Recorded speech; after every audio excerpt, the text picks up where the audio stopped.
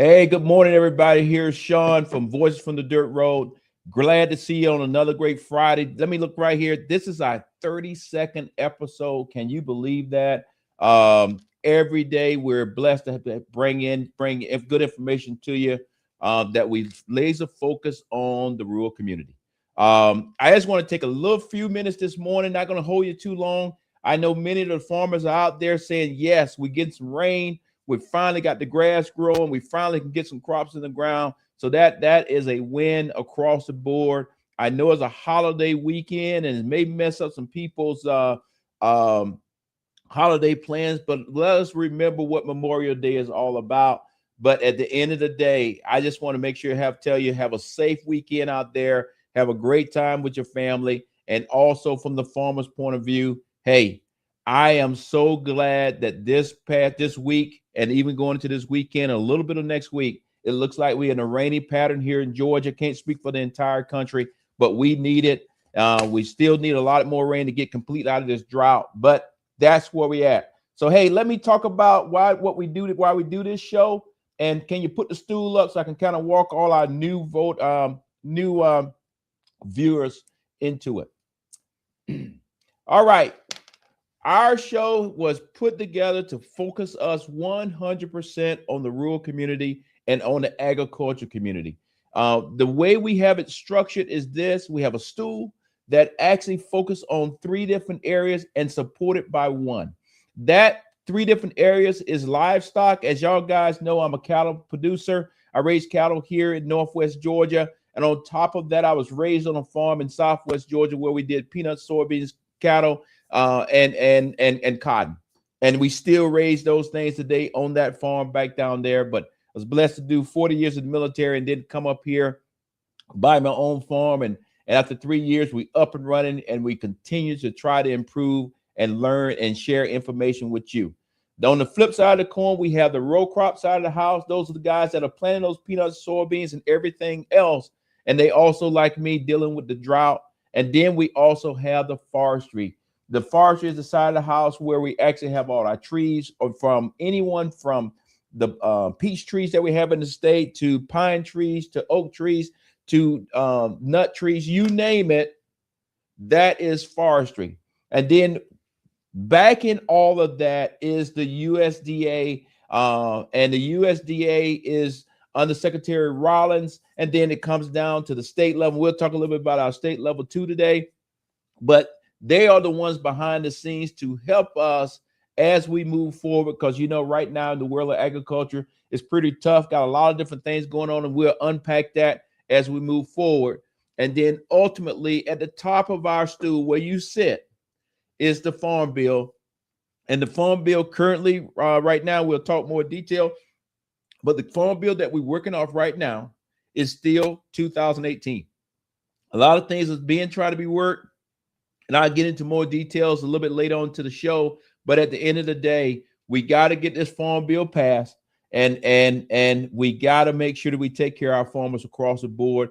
And maybe we got to open up new avenues to get younger farmers into agriculture so that they can get in here and actually make a profit, because I'm very concerned that our farmers, like me, we're getting older. And if we don't open up some ways that younger farmers get into it, a way of life and being able to feed the American people may actually go away. So that's the gist of this show. This is why we do it. We're excited to actually have people on there, and we're focusing on and speaking directly to what's going on in the agriculture community or the rural community. Now, let me just give you a quick little update on what's going on the farm, just real fast. This week, we were blessed to get rain. That's probably the biggest story for the whole state, is that we're in a rainy pattern. I think sometimes when you pray for rain, you say, yes, that is awesome. But I think sometimes you can actually get too much rain. And I think probably some of y'all guys saw because it made the national news in Atlanta, I think 2 days ago. They got 3.5 inches of rain in less than an hour, and the system itself could not keep up with it. So they started flooding out some of the major highways up there. But at the end of the day, none of us are complaining about the rain because we need it. and we needed to make the grass grow. We need to get some crops in the ground. And if we already got crops in the ground, we need that rain to actually move forward. And here on my farm, I'm not sure if we have a quick little video of where I was actually out checking the cows. My wife, Carla, she was driving by and she caught me out there. So please don't laugh at me. I'm not sure if we're going to be able to show it to you, but please don't laugh at me because I just had my shorts on and I definitely didn't have any lotion on my little legs out there. But, you know, my cows don't judge me at all. And that's the cool thing about farming. You just get out there and do what you can do. But I just need to get out there that afternoon and check on them. So I'm not sure if we have that video or not, but that's okay. If we do have it, go on and play it there, please.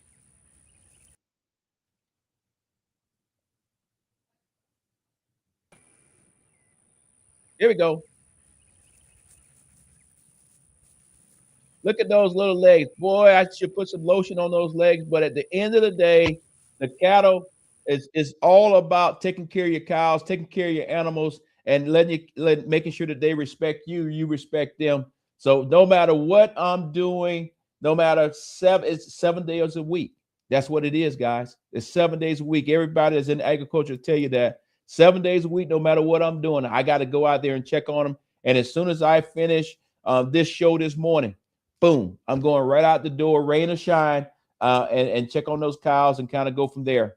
Like I mentioned a few weeks ago, we just finished doing the AI process, trying to get those cows pregnant. We bought in a bull that we call a cleanup bull. And now that bull has actually been out there for about 22 days now.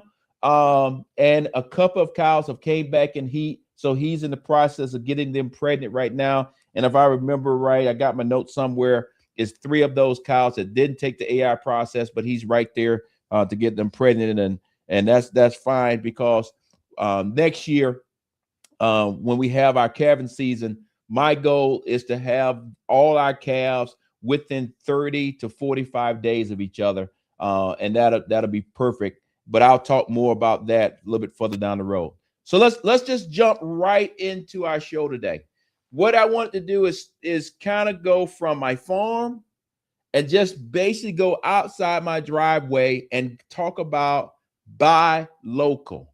I think it's so important right now that all of us with the high cost of everything is to let's make sure that we take care of our farmers, let's take care of our neighbors, let's take care of everybody. And when you go in the grocery store, if you see where it says buy local, and it's those peaches or those watermelons or those whatever it is, or have the buy local on it sticker, please purchase that because that's helping a farm that's very close to your house. And I was very excited to see where our ag commissioner Harper is pushing this also. I'm in full agreement with him. And I just want to share this with you. I'm not sure if all the stores are doing it, but I do know Kroger's doing it. And today when I go over to Cedartown, I'm going into Cedartown's Kroger, and I'm going to make sure that I buy something local because, again, I raise cattle. That means I need to buy everything else from the grocery store. So I want to make sure that I'm supporting our farmers. Can we play that video of the update that our commissioner is actually doing, which he's doing an awesome job?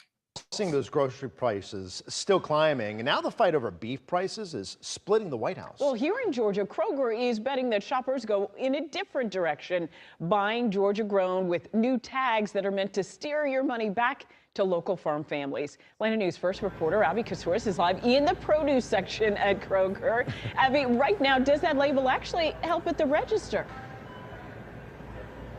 Yes, that's right. We spoke with some shoppers today, and they say they're looking for both flavor and price. So take a look at these beautiful Georgia peaches. Not only are they delicious and tasty, but this one is from Fort Valley, from Pearson Farms. It's about 2 hours to get to that orchard. It's a lot cheaper to get these peaches here than it is to get some from, say, California. In this aisle, people aren't just browsing. They're doing math and making fast calls. Prices are so high these days. Claudette Dillard says she still looks for Georgia grown, especially Vidalia onions, a Georgia staple. That's also more money, tax money for our state if you purchase things that are grown in the state.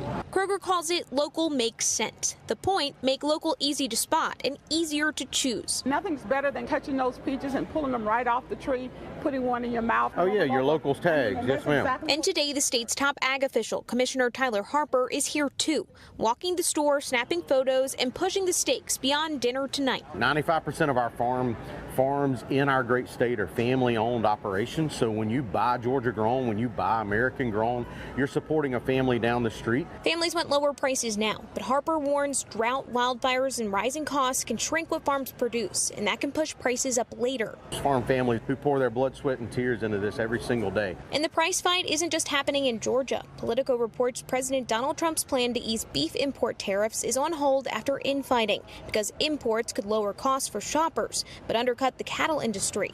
Harper also warns imported products don't always face the same standards and says Georgia farmers can't compete on an uneven playing field. If they're not able to be successful and unfortunately they're not able to compete in the marketplace and we see them diminish or go away, that means we become more reliant on foreign sources of food. Harper's argument is this: Georgia grown keeps food close, keeps farms alive, and gives shoppers confidence in what they're taking home. I'm looking for things that I like to eat and things that are on sale. And next up, expect to see a lot more Georgia-grown items in the grocery store, especially with all this signage. You don't always realize how much is grown or produced right here in Georgia. Reporting live in the produce section, putting a few of these in my basket, Abby Kasoris, Atlanta News First. Yeah, getting that shopping done. Thanks, Abby. All right, as you can see there, please go out wherever you live here in the United States, but also here in Georgia. Go to Kroger's. Again, I'm not sure about the other grocery stores, but at least Kroger is participating, and go and buy local to support your local farmers. Give us a couple years here on 07 Farms. Like I said, we started this farm 3 years ago. We're a cow-calf operation, but we have already discussed that somewhere in the future. When I say somewhere in the future, I'm talking about the next 6 months to a year out. We will actually start selling beef directly to the consumer. We call it from farm to table. But give us a little time. We want to make sure we work everything out. But we will become one of those local farms that actually produce something that local people within 50 to 100 miles of us can purchase. So again, 100% support your farmers across the board, because right now with all the input costs and everything else that's going on, as they mentioned in the video, the president had to put his plan on hold when it came to beef, because the Cattlemen Association and other associations said, no, stop. You're going to mess everything up. So they put it on hold. They're still going to be trying to work it out. But again, like our Secretary of Agriculture said, Mr. Harper here in Georgia, just because you get a piece of beef or something else that comes out of another country doesn't mean it was raised the same way, and don't mean it was actually went through the same quality check. So again, we want to make sure that we can compete with anybody around the world, but we also want to make sure that when the consumer, which is you, get the product, that you make the choice. Do you want it locally? Do you want it from the United States, or do you want it internationally? Only thing that we're saying is put a sticker on it and make sure it's plain and clear so everybody can clearly understand what they're buying and why they're buying it. So with that, let's move a little bit and start talking about the Farm Bill. Let me give you a quick little update on the Farm Bill. As y'all guys know, I mentioned last week that the Farm Bill had made it from the House and went over to the Senate. I think some people thought that as soon as it went over to the Senate, they were going to pass it and all that. It is currently inside a committee over in the Senate. It's still a lot of discussion going on. I think it's still going to be a while before it actually gets out of the Senate, because the Senate right now, as of yesterday, the Senate actually went home, went on recess, and they won't be back until June 1st, if I'm not mistaken. And I think June 1st is the day they go back. I'm not sure if that's the day they actually start working again, but I think it's June 1st is when they actually go back. So right now, it's a lot of friction points when it comes to that Farm Bill. And one of the friction points is how are we going to take care of our farmers when they get in financial problems? And many of those financial problems that they're currently in is made by us or made by our country when it comes to the tariffs, when it comes to high costs, when it comes to what's going on in Iran with the war, and then just fuel costs and the diesel costs. So these are the pressures that are actually affecting our farmers. And right now, inside of that committee, that's one of the things they're wrestling with, is to say, okay, the farm bill for many, many years focused on making sure that if you had a natural disaster, how could it help you and get you back on your feet? Right now, it looks like they're trying to discuss, hey, it's a lot more things happening than a natural disaster that are causing many of our farmers to actually go into bankruptcy. Chapter 12. I encourage you to actually look up that particular bankruptcy that farmers are going into, because right now, I believe that, like I said, Senate doesn't go back and the House doesn't go back until June 1st. As y'all guys know, we getting further and further into the midterm season. Elections are going to be in November, and I believe, unfortunately, that our farm bill may be a victim of straight up politics of everybody has good intentions, but the clock is going to run out. But I pray that it don't. But I'm also a realist, and I want to make sure that our farmers are preparing themselves for that. If we don't get a farm bill, we actually continue to move forward and go from there. So we'll give you more information on that. I don't think I'm going to be able to give you an update next week because, like I said, they don't come back until June 1st, but we'll continue to follow that. I know Senator Warnock, our own senator, Reverend Warnock, he is on the Ag Committee. So in the future, we'll see if he's put anything out and can get some updates from that, but we'll continue to track it very closely. But that's your update on what's going on with the farm bill. Continue to watch it very closely, and we'll see what happens. Now let's step back out just a little bit higher. You know, I mentioned bankruptcy, but before I talk the bankruptcy, let me go international, because I think some of y'all guys know that I spent a lot of years. I'm not going to say how many years, but I spent a lot of years in the military, in the Middle East, and when it comes to the Iran war, I spent I've never been to Iran, don't want to go to Iran, but I have spent a lot of time running around the Middle East, so I'm very familiar with the region. I understand the Strait of Hormuz, and now how all of those things that are currently going on in this war that we're in the middle of a ceasefire. We'll see how that holds out, but how these things are affecting us now on the farm. And what I mean by affecting us on the farm, we got incredible costs now when it comes to gas, but specifically diesel, because diesel affects the farmers when it comes to the tractors, but at the same time, it affects all the truck drivers that bring that food that we talked about, that local food and any kind of food to our grocery stores. Now is an additional surcharge on it based on the distance that they're coming. And like I talked about earlier, it's cheaper to buy something that's local because it's less diesel cost to actually get it to you. And then in addition to that, we have with the Strait of Hormuz still being closed, we're still dealing with a fertilizer problem. And as of right now, we still don't actually have a solution. I know the Secretary Rollins has been trying to work a long-term solution, and I clap for her on that. However, that long-term solution for fertilizer will not affect farmers today. Matter of fact, we'll talk a little bit more about that next week, depending on how things play out. But whatever solution we come up with fertilizer, we're still talking 1 to 2 years out before we can produce enough fertilizer here in the United States domestically so that the farmers can actually get a break. But right now, we are 100% tied to the Strait of Hormuz, and we're also tied to China on exactly what's happening or what's coming through the Strait of Hormuz. So let me jump into the bankruptcy piece. I'm not sure. Did I have a video on that, or do I need to go right into my bankruptcy? Bankruptcy. Okay, let's talk bankruptcy. Hey guys, behind the scenes, Shelly does an outstanding job. Without Shelly, I wouldn't know what I was doing here on the thing. So Shelley tells me I'm supposed to be talking about bankruptcy chapter 12. Can you pull up the data and I'll just talk it for everybody so they kind of understand what I'm talking about? Okay, chapter 12, bankruptcy. You remember I talked about what was going on overseas and all these kind of things. These are unbelievable pressures that are on our farmers across the board. And if you look at this closely, and we'll post this somewhere. If you look at this closely, this is for a full year from 2022 all the way up to 2026. And then for January, from January to March of 2026, as you can see, we're already at 86.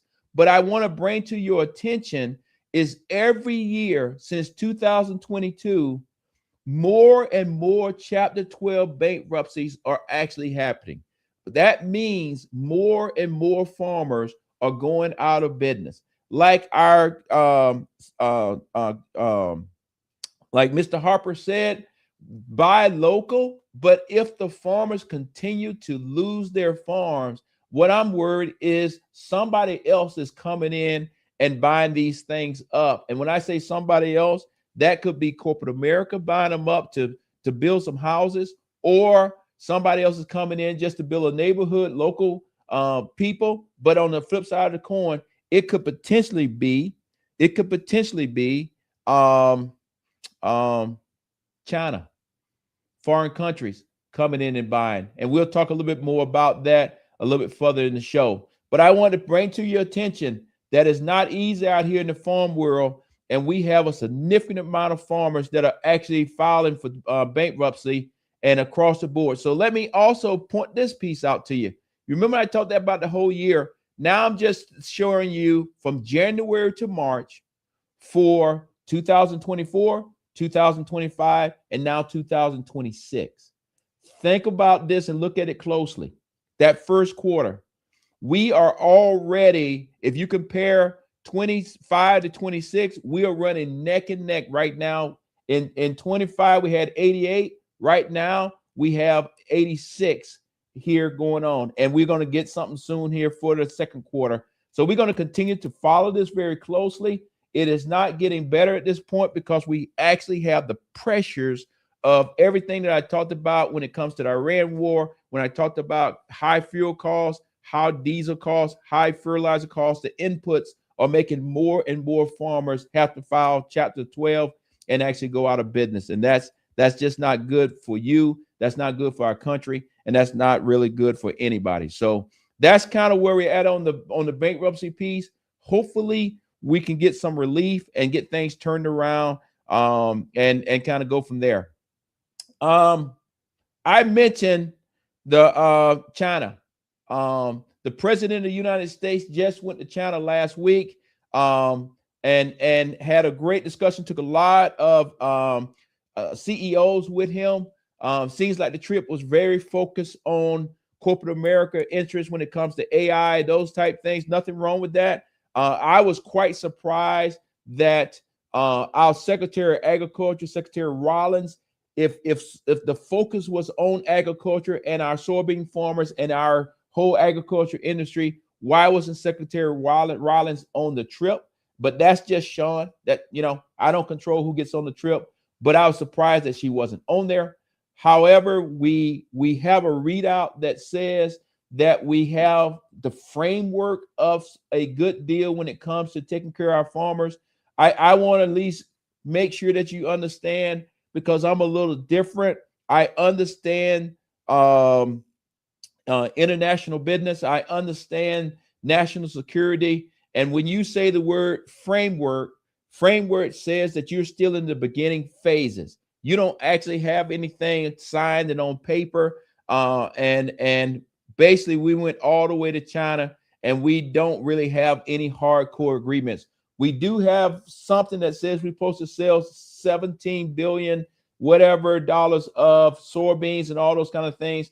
We're going to get into that document in our next shows, but it looks like to me, when it's all said and done, based on the deal of beef being put in there and other crops, corn and everything else, the soybean farmers may not be getting the deal that they thought they was getting in the long run. It may actually be lower than what they were already doing years back. And on top of that, the key word is a framework. So China has not officially agreed that they're going to purchase these things, and we kind of go from there. So with that, let me play a clip from News Nation. Some of you probably have seen me on News Nation in a different capacity, as speaking as Brigadier General Sean Harris, retired, and speaking on national security issues. And usually I'm talking about the war. I'm talking about China. So just to let you know, I know what I'm talking about. Yes, I'm the farmer. Yes, I'm the guy that's going to go out here and work with the cows.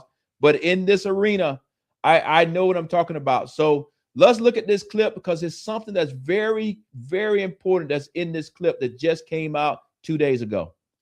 Now, meanwhile, the president is touting his recent summit with China's Xi Jinping as a win for the American economy.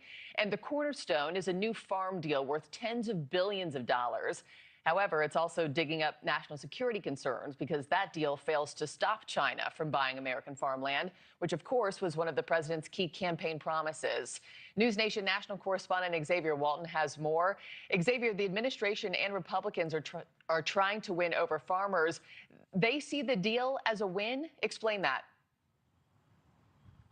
Marky, good morning. So the Trump administration believes this trade deal is going to essentially help farmers sell more, giving them some much needed relief as the cost of maintenance, basically to keep the farms on. Those costs continue to skyrocket. They continue to go up. The White House says that China is going to buy at least $17 billion in U.S. agricultural products each year, starting now and then running through 2028. And that's on top of earlier soybean purchase commitments. The White House believes, that's a win for farms who saw a major hit to their exports last year when the U.S. and China war, China were locked in a trade war. But the president, he raised eyebrows when he defended Chinese nationals buying U.S. farmland. He told Fox News that blocking some purchases could actually hurt farm values. Look, it's not that I love it. You want to see farm prices drop? You want to see farmers lose a lot of money? Just take that out of the market. But they've had a lot of land for a long time. So the national security argument has been China should not control farmland near military bases, critical infrastructure, or sensitive sites. USDA data shows Chinese investors held more than 247,000 acres of U.S. agricultural land at the end of 2024. But it's where those farms were or are in relation to U.S. military bases and other sensitive sites that are raising questions about national security. Remember, less than a year ago, the USDA announced a plan to restrict Chinese farmland purchases. Lawmakers at both federal and local levels are pushing for new restrictions, all while some farmers say they want solutions to the rising farm costs, and that they don't think China actually buying up American farmland is necessarily a good long-term solution, Marky. Yeah, still a lot of questions surrounding this and a lot of people trying to make sense of this latest development here. Xavier Walton, thank you. Thank you for watching. Okay, well, as y'all guys can see there, like I mentioned, the trip over to China, we had it. However, it seems like it was some discussions that have kind of backed off some things that we had said some period of time ago, that we were not going to specifically let China buy any more land here in the United States, specifically farmland or any land that's close around our military facilities. It seems as if the administration is starting to back off of that. Hopefully the president just misspoke. We'll see, but we'll be following that closely, because what I mentioned earlier in the show is this. We still have a lot of our farmers that are filing bankruptcy. That means land is going up for sale all over this country and even right here in Georgia. The last thing that we need to do is put ourselves in a situation where foreign countries, specifically China, can come in here and actually buy up all our farmland and do whatever they want to do. That is a national security situation, and I'm going to push back on that very hard. The other piece that I would tell you is I think that as farmers, we need to make sure we get that farm bill passed so that we can actually have money in there, so that if a farmer goes out of business, that a younger farmer can have some ways to actually purchase that land and keep the American dream going before anybody else can get it. Because after you take farmland and turn it into a neighborhood, I call it planting houses, you can't replace it, because now you put all the infrastructure on the ground. It's going to be too expensive to turn it back into farmland. So with that, let's just think about that. Let's keep our eyes on it. That's not political. That is 100%. Hey, I want the United States to always have farmers out there that feeds you and your family here locally. And I want our farmers to always be able to compete internationally and feed the world. But we can't do that unless we actually have the farmland, and we can't do that unless we have somebody that's passionate about agriculture and that's willing to get out there in the rain, snow, and sleet like the mailman and actually do it every day. So that's kind of where we're at on the China front. We're going to continue to watch what is actually going on across the board and kind of go from there. One of the things that I always talk about at the end of my show, but before I touch that, I want to just mention this. You know, we do this show at 7 in the morning on Fridays, and that's awesome. I'm a morning guy. And I thank you for all the viewers that get up and watch us all the time. I want to ask you to do 2 or 3 things for me this week. Go to our page. It's called Voices from the Dirt Road page. Go specifically to that page and actually tell us, would it be better for you as a viewer to have this show go at 7 in the morning or 7 in the morning, or to do it at like 7 or 8 at night on a particular day? I'm open to that. The other piece is, you guys know, when we bring a guest on, usually the show is roughly about an hour, and we usually do that particular show at night so that we can actually have more people viewing it and kind of go from there. So please give us that feedback. And then the other piece is, if you have a particular area of agriculture or a particular subject that touches agriculture in any kind of way that you want us to explore and talk more about, please put that in there, and we will build shows around it to kind of go from there. This show, as far as I'm concerned, is 100% your show. We're doing this to make sure we share information not only with the rural community, but with anybody out there, so that you better understand what is happening out here in the rural community and how it's affecting us. And then at the same time, trying to make sure that the rural community has a voice so that somebody else can maybe see it and touch it and do some things about it, from Washington, D.C. to Atlanta to wherever your home state is. With that being said, we've been talking now this morning for about 33 minutes. That's the normal time of our show, is somewhere between 30 and 40 minutes. One of the things that I always do, because it's very important to me, it's very important to me when I was in the military, it's very important to me when I'm out of the military. As y'all guys know, going into a Memorial Day holiday, let's remember what Memorial Day is all about and why. I still want you to have fun with your families, but let's just remember what Memorial Day is all about. In addition to that, we still have an issue with our veterans committing suicide, but I will also tell you, we have a bigger problem with our farmers committing suicide at a faster rate.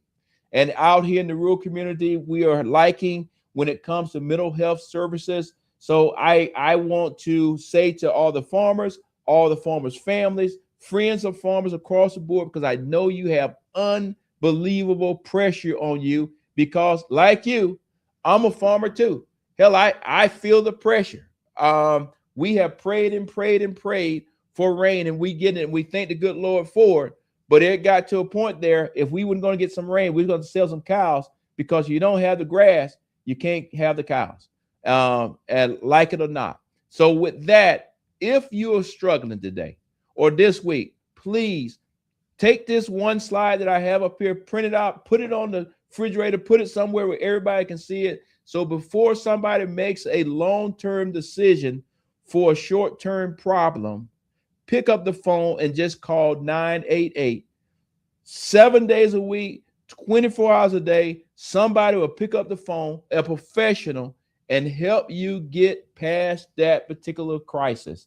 And because at the end of the day, we want to make sure that tomorrow that you are still here with us as a great American, as a great farmer, as a provider for the American people. I know some days are tougher than others, but we will get you over the hump, and they will get you some help. And so I'm talking directly to my farmers, brothers and sisters, but I'm also talking to your families, and I'm talking to your friends that are out there in the rural community. So again, if you're struggling today, call that number 988, and they can help you. With that, there we go. We have made it through. Let me look again up here at the top. Episode 32. I think when we get to episode 50, we're going to have a big celebration because this show here, prior to us starting it, I had never, ever did anything like this in my entire life. So thank y'all guys for supporting us. Thank you for all your feedback. Thank you for coming on every Friday morning, this time of morning, and then following us after the show is over and sharing it with your friends. I would ask you to share it everywhere so we can get more and more followers and kind of go from there. And like I already said, please go and give us some feedback. Tell us if it's good at this time or later in the day. Tell us what topics you want us to talk about, and then tell us whatever we can do for you. Again, hey, Lee, good morning to you too. Thank you for everything. Thank all of y'all guys for everything. And guys, today I actually got my cup. We bought this cup in Seattle years ago. My wife is from Seattle, but the cup is empty. That means the show is over. Have a good week. See you next week.